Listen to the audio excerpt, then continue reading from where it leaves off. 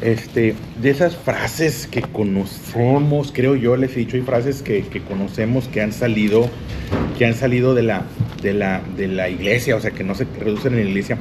San Lucas capítulo 23, verso 33, y San Lucas 15, 11, Santiago 4, 17, por ahí voy a estar.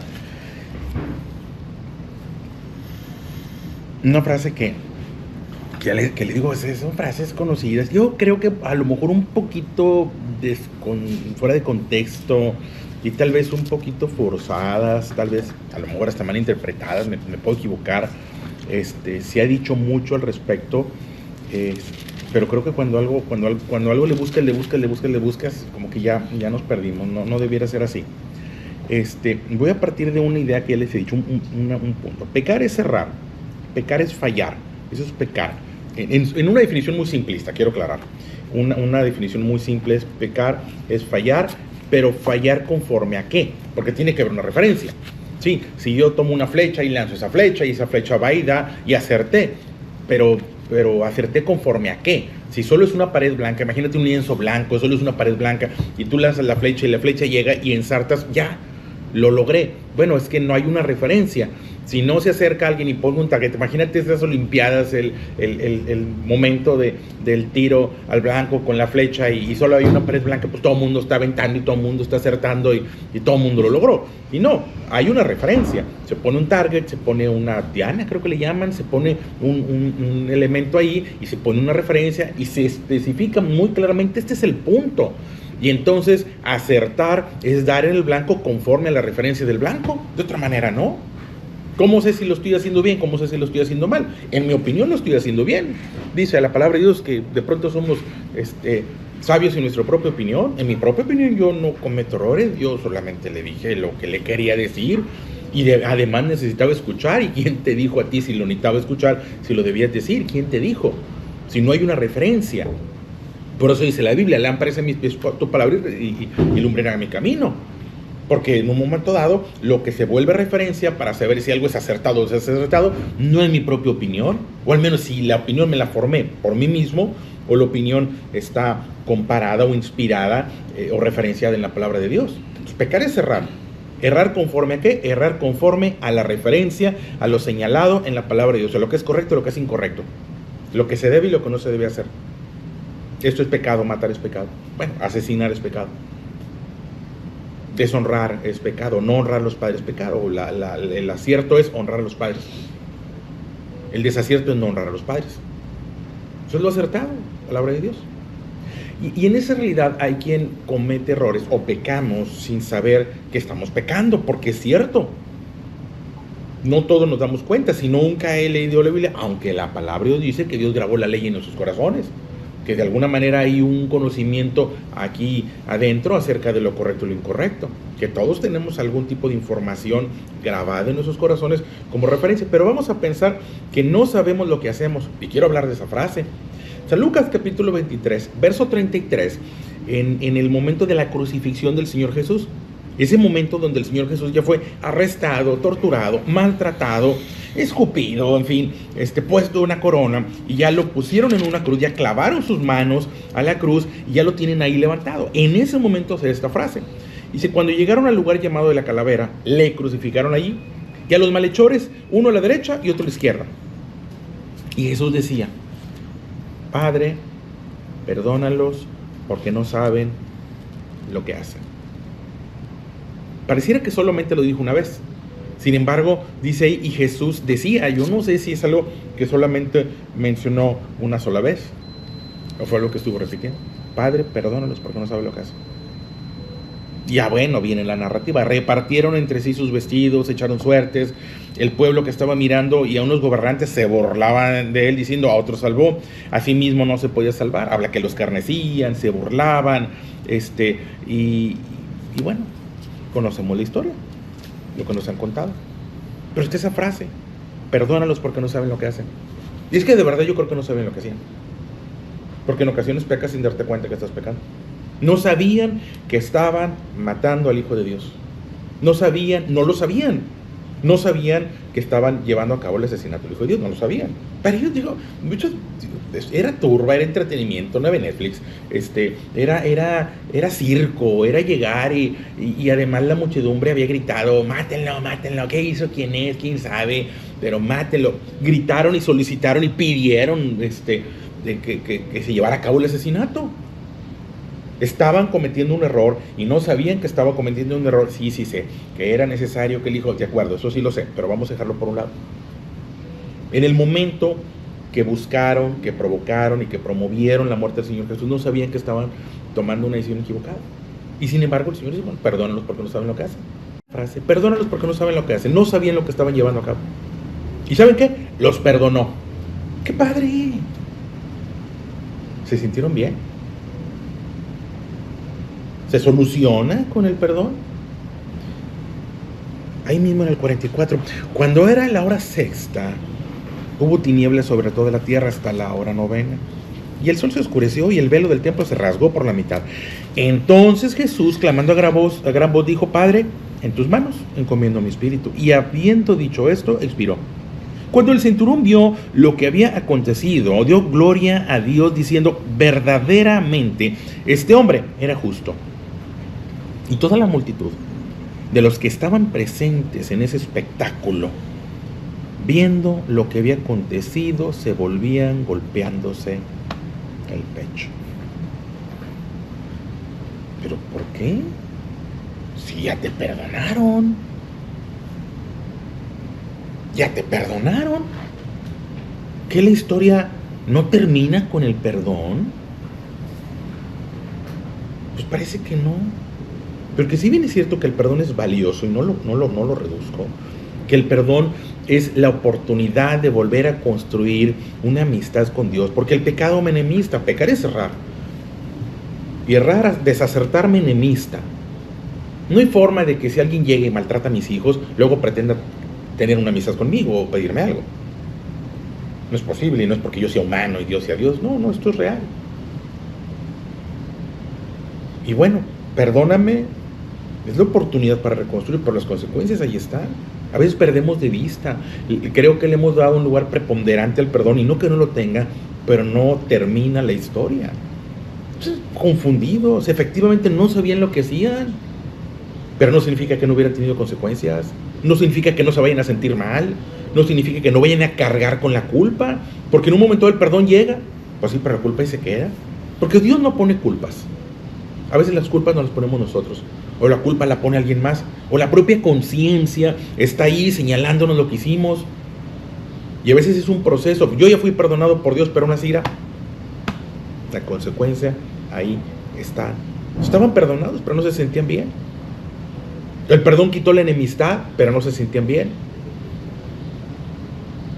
El perdón quita la enemistad, pero de pronto la culpa ahí sigue, y viene el alejamiento, y viene el distanciamiento, y algunas amistades ya no se vuelven a dar. Hombre, yo ya ni me acuerdo, hombre, ya lo perdoné. Pues sí, pero ¿por qué no se volvió a dar eso? Si ya se dio el perdón. Porque de pronto las consecuencias ahí están. A veces el tema de no pecar, porque, insisto, se ha vuelto muy ligero. No importa lo que hagas, no importa lo que digas, Dios siempre te va a perdonar. Sí, yo sé que sí, yo creo que sí. ¿Y quién te dijo que la vida cambia con el perdón, o que tu relación cambia o se modifica con el perdón? Yo he visto matrimonios que caen en situaciones de faltas del uno al otro y se piden perdón, y luego, ¿por qué el matrimonio no volvió a ser lo que era antes? Es que no se perdonaron de veras. Es que a veces hay situaciones que ahí quedan, porque en un momento dado se dieron cuenta que no sabían lo que estaban haciendo. Vaya, ellos no sabían lo que estaban haciendo. No lo sabían. No sabían que estaban participando en un espectáculo. No sabían que cuando estaban gritando, crucifícale, crucifícale, estaban siendo parte de una injusticia. No lo sabían.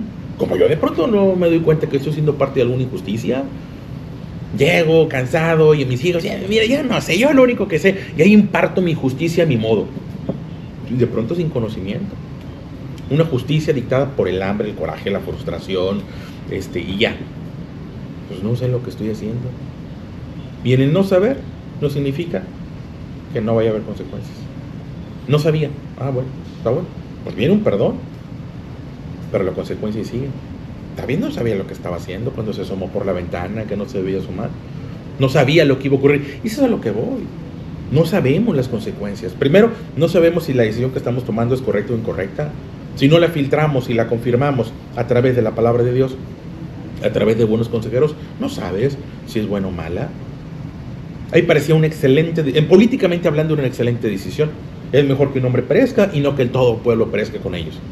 Logística, creo que eso se le llama en filosofía. Ahorita me acuerdo. Se me acuerdo. Pero tenía que ver con utilidad, es utilitarismo. Es utilitarismo, el utilitarismo. Muere uno y se salvan todos. Perfecto, gran decisión. ¿Y por qué se sienten mal? Si es que tomaron una buena decisión. Mejor me voy y te sientes mal. ¿Y por qué si tomaste una buena decisión? Perdónalos porque no saben lo que hace. Es una frase valiosa, importante, pero no es para sacarle de proporción. Porque no podemos vivir en la dinámica del perdón. Me equivoco, me perdona, me equivoco, me perdona, me equivoco, me perdona, me equivoco, me perdona. Y luego, ¿que no se puede vivir sin equivocación? Yo creo que sí, porque la palabra de Dios nos anima a ser perfectos en toda nuestra manera de vivir. Como por qué Pablo habría de decir eso, sean perfectos en toda su manera de vivir. No, Pablo, estás equivocado, nadie puede ser perfecto, quítamelo de ahí, todos nos vamos a equivocar una tras otra, tras otra. No, yo siento, y no lo digo de jactancia, pero creo que a mis 50 cometo menos errores que a los 20. Creo, al menos volteo a ver las cosas que hacía a los 20 o a los 30 y creo que a lo mejor se le llama madurez o aprendí de las consecuencias. Yo creo que se puede vivir.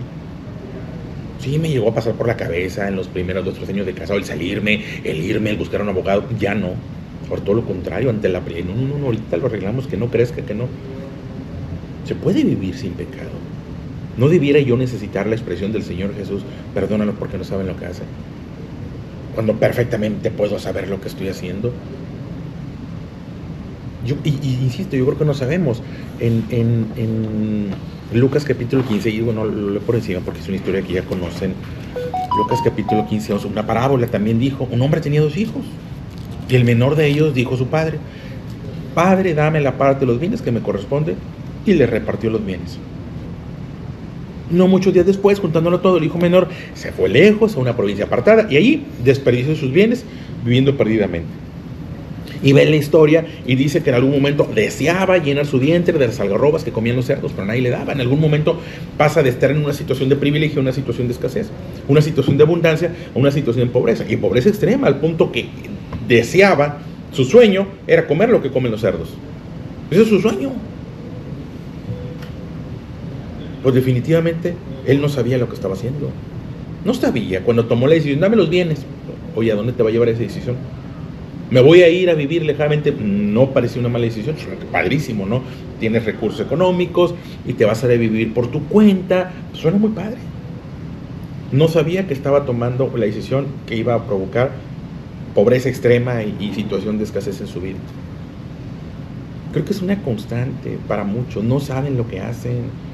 No saben lo que hacen, y si bien el perdón pudiera llegar, porque creo que Dios nos conoce, es Padre, se acuerda que somos polvo y conoce nuestras debilidades, y pudiera llegar el perdón, si todo se solucionara con el perdón, ¡qué padre! Si todo terminara con el perdón, ya Dios te perdonó, ok, ¿y por qué te sigues dando golpes de pecho? ¿Por qué te sigues lastimando? ¿Por qué te sigues sintiendo miserable? ¿Por qué? Pues porque el perdón solo es la oportunidad para volver a ser.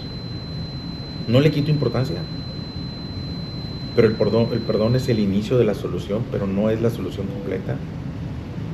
El Señor Jesús les decía, hey, tus pecados te son perdonados, pero ve a tu casa, no peques más. Viene un proceso de reconstrucción, tienes que regresar de tus pasos. Jesús les decía, devuelve lo que te tomaste, devuelve lo que no es tuyo, regresa lo que no te corresponde. Hay un proceso, el perdón está allí como un camino que se abre. No hay camino, porque el pecado nos enemista, porque el desacierto nos enemista, porque el pecado rompe el puente, se acaba, pero viene el perdón de Dios. No sabías lo que hacías, de acuerdo. Sí, dice la Biblia, el que sin ley será tratado, el que peca sin ley, porque aquí no tiene acceso, órale, sin ley, perdonado. Es un puente que se abre, un camino, ahí está, pero si no lo transitas. Sus personajes transitaron ese camino golpeándose el pecho y sintiéndose mal. Si hubiera sabido a dónde me iba a llevar esa decisión, no la tomo. Si hubiera sabido el hijo pródigo que esa decisión que tomaba lo iba a llevar a una pobreza y una miseria, simplemente no se iba. Es que efectivamente no sabía lo que hacía. Y el padre lo perdonó. Ah, qué padre. Sí, qué bueno. O sea, insisto, qué bonito. Pero no significa que no haya vivido lo que vivió, y que no haya sufrido lo que sufrió, que no haya padecido lo que padeció. Y que eso no debió de haber sucedido. Santiago, en el capítulo 4 de su libro, de su carta, en el verso 17, dice: y al que sabe hacer lo bueno y no lo hace, le es pecado.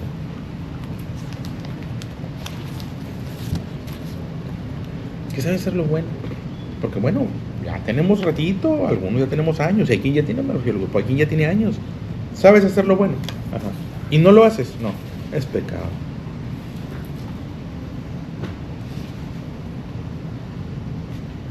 Y bueno, hay quien no sabe lo que hace y llega el perdón.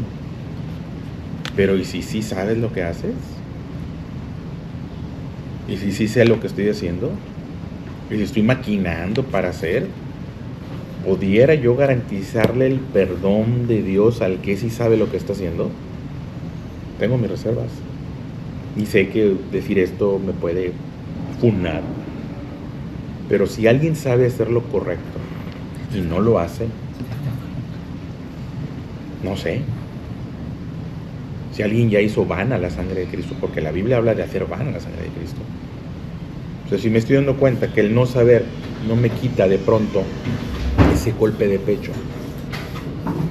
Si el pecar sin saber y obtener el perdón de Dios de pronto no me deja emocionalmente en un buen estado, ahora lo llevo a otro nivel. Ok, sin saber y obteniendo el perdón no me siento bien. Ahora sabiendo y haciendo lo que no es correcto, sabiendo hacer lo bueno y no lo hago y me es pecado, ¿en qué estado voy a estar? ¿En qué situación voy a estar? No sabemos lo que hacemos. Pero lo perdido en ocasiones queda perdido. Pablo lo decía diferente. Este es Santiago, pero Pablo lo decía en Romanos. Porque no hago el bien que quiero, sino el mal que no quiero, eso hago. Y si hago lo que no quiero, ya no lo hago yo, sino el pecado que mora en mí. Si el pecado mora en mí, si yo le he permitido, si coexiste en mi vida el bien y el mal, que no debiera suceder, pero si existe en mi vida el bien y el mal, pues de pronto pues tengo algo que atender. Es una frase bonita, me gusta mucho, una frase muy significativa del Señor Jesús, particularmente porque lo dijo en la cruz, pero no es que yo no le quiera dar importancia a la frase, al contrario, solamente quiero presentar la posibilidad de que tenga una proporción que tal vez la hayamos mal dimensionado. Perdónenlos porque no saben lo que hace. Bueno, hay quien no sabe lo que hace, pero aún así tiene consecuencias. Y eso no se trata de vivir en la frecuencia del perdón, sino en la frecuencia del amor y la intervención de Dios. Vivir siempre perdonado, siempre perdonado, siempre perdonado. Yo soy papá, son papás y creo que se entienden esa dinámica. Pues todos los días te puedo perdonar, pero qué bonito sería que no tuviera que perdonarte, ¿no? Mi papá dice alguna ocasión, si todos los días iniciamos nuestra oración pidiendo perdón, pues a lo mejor hay algo que debiéramos corregir. A lo mejor estamos en esa bucle de perdóname. Y consecuencia tras consecuencia tras consecuencia. Ya está. Verdaderamente este hombre era justo. Pues sí, pero aún así lo mataste. Y ahora te arrepientes de la decisión que tomaste. El hijo pródigo dijo, en casa de mi padre hay abundancia de pan. Y yo aquí perezco. Sí, ya sé, ya había. Cuando tomaste la decisión de irte, no fue por falta de pan. Tomaste la decisión de irte a sabiendas de que había abundancia de pan. A veces tomamos decisiones a sabiendas de que tenemos lo que tenemos, pero buscando emociones y no sé, no sabemos lo que hacemos. Pues sí, precisamente porque no sabemos lo que hacemos. Esa dependencia, esa constancia, esa búsqueda de la intervención de Dios en nuestra vida. Una idea, o sea, la dejo para evaluar y reflexionar y construir algo.